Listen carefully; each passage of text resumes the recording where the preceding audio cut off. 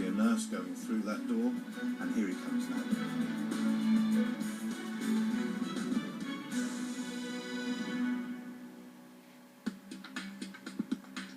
Earlier we met Jasmine Jones. Her Facebook profile had been hacked and pictures of her were being used on fake Facebook profiles. Some of these profiles were stating that Jasmine was an escort. And you might see me in the street and think, oh, there's that girl who's an escort, which is just a horrible feeling to have. And is the person who's pretending to be me, am I looking them in the eye every day? Jasmine is still trying to find out who created these fake Facebook accounts. What's it like when someone close to you fakes your profile? There we go. Abby Brown is a single mum from Burnley. She's always loved using Facebook. I talk to my friends on it every day, socialise through it, contact with family through it. But last year, something strange happened to Abby's Facebook profile. One day I went to go on it and I couldn't get on it, so I reported it and left it as that. Abby didn't hear back from Facebook, so she decided to open a new account. Shortly afterwards, one of her closest friends since childhood asked a favour. Could Abby take delivery of some parcels she'd ordered from catalogue companies? She told me they were for her partner at the time for Christmas, so I took them in, being a friend, didn't want him to see them, and then I took them down to her. But the parcels kept on arriving, and Abby started to grow suspicious. Then one time her actual partner picked them up from my house, but she told me they were for him, which I thought was a bit strange. That's when I started clicking on. That's something weren't right. And Abby's suspicions grew following a visit from a very angry stranger. I just answered it, "Are you alright?" And then she was like, no, have you got my money? And what? Have you got my money? You know I was turning up to your door. And I went, no, I don't. She went, well, it's you on Facebook. The woman was insistent that she'd purchased goods from Abby through Facebook. In fact, Abby's old Facebook profile, which she assumed had been deleted, was being used by her friend to advertise products for sale. These included clothes, shoes and perfumes. Anyone buying these products would of course think that Abby was the seller. So when goods weren't delivered, customers, like the one who just paid Abby a visit, believed that she'd cheated them. It was after this visit that Abby put two and two together and realised that her friend was in fact a Facebook faker. And there was more bad news in the post for Abby. The faker hadn't simply used the fake Facebook profile to advertise the goods, she'd also purchased those goods by setting up catalogue accounts in Abby's name. I've just been getting letters saying I owe like £300 here and £70 here, especially before Christmas. It's not nice. And I thought it's going to affect my credit, which it has gone onto my credit. And I need to get that lifted. Abby believes part of the reason the faker targeted her was because they knew each other so well. Now I know that she'd got into my Facebook, used my password, because she knew me that well.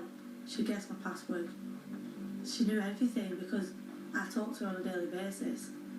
So she knew what I was doing that day and she could put it on Facebook. Understandably, Abby's still coming to terms with what happened.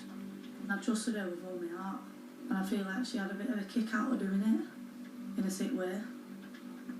Abby reported the fraud, only to discover that there was already an ongoing police investigation into her former friend's activities. Two other targets of the faker had come forward. When these two cases came to court, the faker pleaded guilty to 2 charges of false representation. Sadly, Abby's case wasn't reported in time to be included in the prosecution. However, she did at least have the satisfaction of seeing her former friend fined and sentenced to 200 hours community service. Meanwhile, Abby's still waiting to find out what happened to her old account. I don't actually know if it was them that took the Facebook account down or she deactivated it. I'm not too, because they've never contacted me through it. They've never actually emailed me saying, we have took the Facebook down, we've seen it's been hacked. They never contacted me through anything.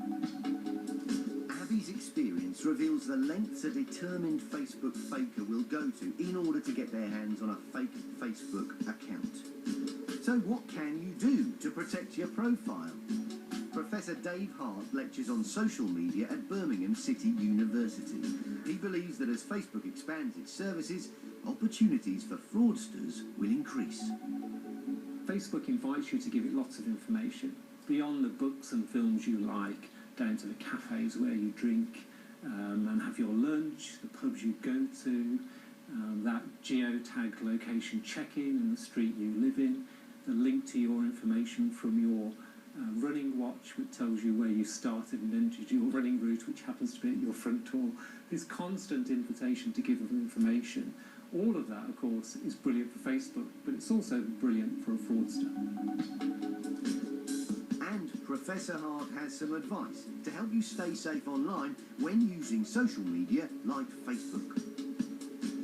I think there are a few things you can do to think about what you're doing on Facebook and the extent to which that makes you a target for fraudsters. The first of it is, what kind of information are you letting Facebook know about you? Have you told it where you live? How many of your interests are on there?